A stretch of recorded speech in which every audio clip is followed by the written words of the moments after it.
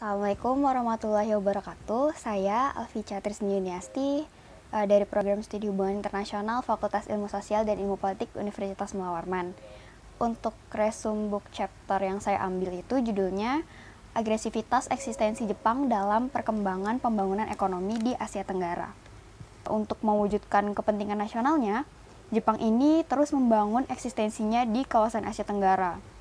Karena seperti yang kita tahu, negara-negara di Asia Tenggara ini kan sedang mengalami proses di mana negara-negara di Asia Tenggara ini melakukan pembangunan perekonomian, dan untuk menjadikan kawasan ini sebagai wilayah dengan kemungkinan keberhasilan dalam negosiasi kerjasama internasional menjadi lebih besar untuk Jepang.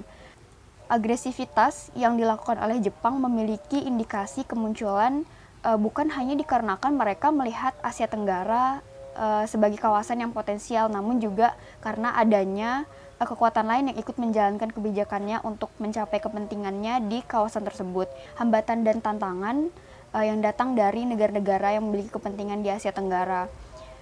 Salah satunya itu China dan Amerika Serikat, karena ada kepentingan bagi negara-negara maju yang sebagai negara industri, khususnya sebagai negara produksi, untuk menggait negara-negara dengan potensi sumber daya yang bisa mendukung faktor dari produksi negara-negara maju tersebut.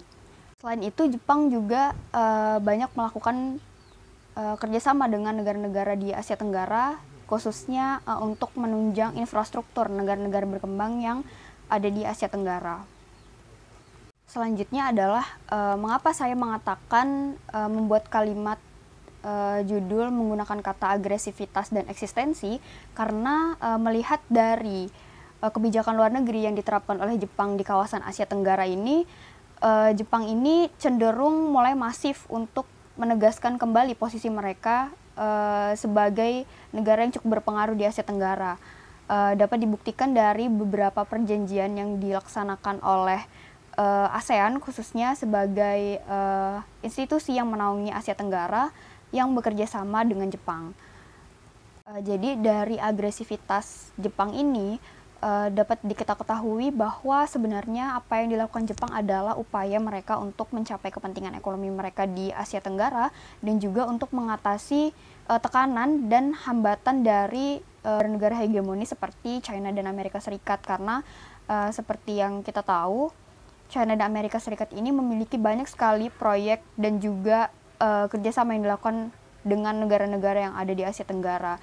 Jadi Jepang ini mau mempertahankan posisi mereka sebagai potensi mitra strategis untuk ASEAN. Kalau untuk materi yang paling saya sukai itu ketika salah satu pertemuan itu membahas mengenai negara-negara maju yang bisa berpengaruh terhadap negara-negara berkembang yang ada di Asia Tenggara khususnya. Seperti judul yang saya angkat di dalam book chapter itu kan negara Jepang, salah satu negara yang sangat berpengaruh di kawasan Asia Tenggara.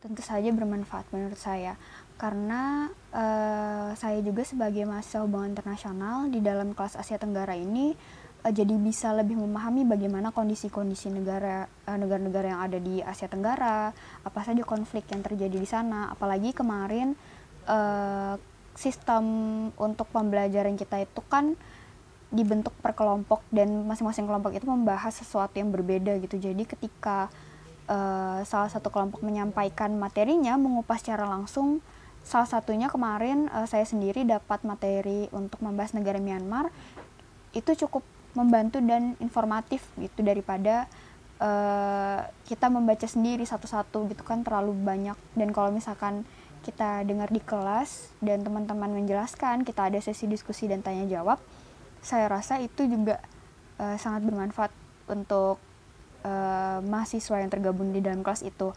Dan karena diskusinya itu direkam dan diupload ke sosial media, saya rasa itu juga bisa bermanfaat untuk pengguna YouTube khususnya yang mau melihat diskusi yang kelas kami lakukan. Itu saja yang bisa saya sampaikan. Terima kasih. Wassalamualaikum warahmatullahi wabarakatuh.